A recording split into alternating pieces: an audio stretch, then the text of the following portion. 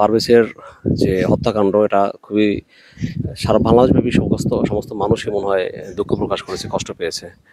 তো তার জন্য আপনারা অনেক আমার পেজে, আমার চ্যানেলে আপনারা অনেকেই কমেন্টস করছিলেন এখানে আসার জন্য, তাদের পরিবারের খবর নেওয়ার জন্য, পরিবারের কী অবস্থা বর্তমানে সেটা দেখাবার জন্য, এবং পারভেজের কবরটি কোথায় সেটা আমার চ্যানেলে আপনারা দেখতে চেয়েছেন। তো মূলত সেই জন্যই আসা। আর এসে তো দেখলেন যে তার বাপ চাচাদের অবস্থা কী। এলাকার মানুষ সবাই আসলে স্তব্ধ হয়ে গেছে, নীরব হয়ে গেছে, কারো মুখে এখানে হাসি নেই। তো যাই হোক, আমরা পারভেজের যে আপন চাস্ত হয়ে আছে একজন, তার সাথে একটু কথা বলবো, তার মুখ থেকে কিছু জানার চেষ্টা করবো, এবং পরবর্তীতে আমরা পারভেজের বাবার মুখ থেকে কিছু কথা শুনবো। আসসালামু আলাইকুম। আসসালামু আলাইকুম। কি নাম আপনার? আমার নাম মোহাম্মদ এনামুল হক। পারভেজ আমার আপন ছোট চাচাতো ভাই। মানে সে আমার চাচাতো ভাই হলেও তাকে আমি কখনো চাচাতো ভাই মনে করি নাই। সেই মেজের আপনারা? হ্যাঁ, মানে আমি আর বেশি দিন হয় না, মানে বড় ছোট আমরা প্রায় সমবয়সী। তো বেশিরভাগ সময় তার সাথে আমার চলাফেরা হতো। সে ছোট থেকেই শহরে পড়াশোনা করে, বাড়িতে আসলে মানে আমার সাথে থাকতো, মিশতো। মানে দুজন একসাথে কোথাও গেলে একসাথে যাইতাম। তো সবকিছু শেয়ার করতাম প্রায় বন্ধুর মতোই। কিন্তু আজ আমার ভাই অন্ধকার কবরে। জানি না কোন কারণে আমার ভাইরে এইভাবে হত্যা করলো। পুরা দেশবাসী দেখছে আমার ভাইয়ের কোনো অপরাধ নাই, তারপরেও কেন আমার ভাইরে হত্যা করলো। এখানে কি শুধু হাসিই জড়িত ছিল না অন্য কোনো কারণ আছে মনে করেন? আপনারা সবাই সিসিটিভি ফুটেজ দেখছেন। মানে আমার ভাই ওই মেয়ের দিকে তাকাই নাই। জি। আগে থেকে ওর ক্যাম্পাসে মানে গেটের সামনে দাঁড়ায় আছিল। হঠাৎ করে মেয়েরা আসছে, মানে যে কেউ আসলে হয়তো চোখ পড়তে পারে, তো তেমন ভাবে ইঙ্গিত করে নাই আমার ভাই। তারপরেও মানে আগে থেকে ওরা হাসাহাসি করতেছে, তারপরে মেয়েরা ভুল ভেবে আমার বাইরে এইভাবে হত্যা করানো। আমি আর বিচার চাই, যারা আমার ভাইয়ের হত্যার সাথে জড়িত আমি সকলের ফাঁসি চাই। আর পারভেজের সাথে আপনার কোনো স্মৃতি আছে, এমন কোনো স্মৃতি? হ্যাঁ, পারভেজের সাথে আমার অনেক স্মৃতি আছে। পাঞ্জাবিটা দেখছেন, এটাও তার পছন্দ করে কিনা। আমি ওর সাথে বালুকা যায়া মানে কিনছিলাম, সেই এটা পছন্দ করছি। আজ তার স্মৃতি নিয়ে আমি নামাজে গেছি এবং নামাজ পড়ে আসছি। তো আজ শুক্রবার, প্রায় শুক্রবারে ওর সাথে দেখা হইতো, সাপ্তাহিক বন্ধ ছিল, আসতো, তো একসাথে মসজিদে যাইতাম। কিন্তু আজকে আমি নামাজের কাতার দাঁড়িয়ে আমি আমার বাইরে খুঁজছি, তো কোনো কাতারে আমার বাইরে আমি পাই নাই। মানে অনেক কষ্ট লাগছে, যাতে যে মানে আজকে যদি আমার ভাই বেঁচে থাকতো তাহলে আমার সাথে দাঁড়িয়ে নামাজ পড়তো, একসাথে নামাজ পড়তো। আমরা আমার ভাইয়ের চাচাতো ভাই সবাই, আমরা 7 ভাই। শুক্রবার হলে সবাই সবার সাথে দেখা হয়, সবাই একসাথে ঈদের নামাজে যাই, মসজিদে যাই। কিন্তু আজকে আমার ভাই নাই। আমরা 6 ভাই গেছি, কিন্তু আজকে এক ভাই ছাড়া আমরা মসজিদে গেলাম।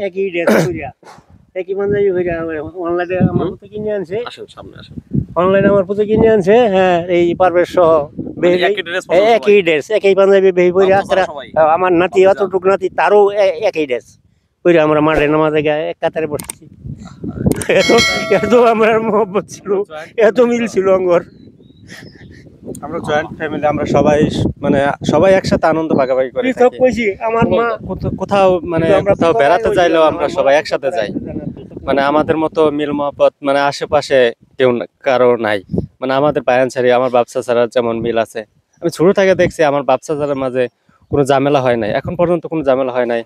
আমরা যে বায়ান ছাড়ি আছি আমাদের মাঝে কোনো ঝামেলা হয় নাই। যেহেতু পারভেজ আর আমি সমবয়সী, একসাথে গেছি, হয়তো মানে কোনো সময় ওকে আমি রাগ দেখাইছি, বা মানে আমার সাথে হাসি ঠাট্টা বেশি করে ফেলছে, আমি রাগ দেখাইছি, তারপরেও আমি শাসন করলে সে শাসনটা সে শুনছে, উল্টা আমাকে কোনো প্রতিবাদ করে নাই।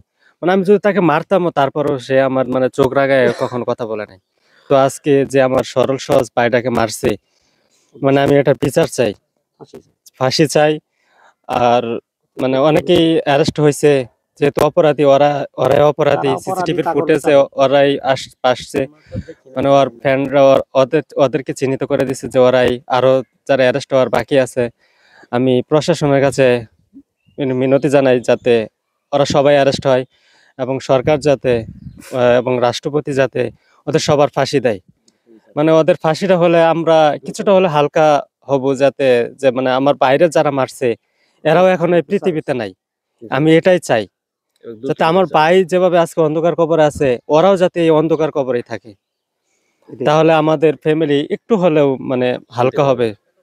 আজকে মানে আমার কাকা এবং আমার কাকি মুখের দিকে তাকালে খুব কষ্ট লাগে, মানে এই ছেলের জন্য অনেক কষ্ট করছে তারা, মানে শেষ সময়ে এখন আসছে যাতে তারা একটু সুখে থাকবে।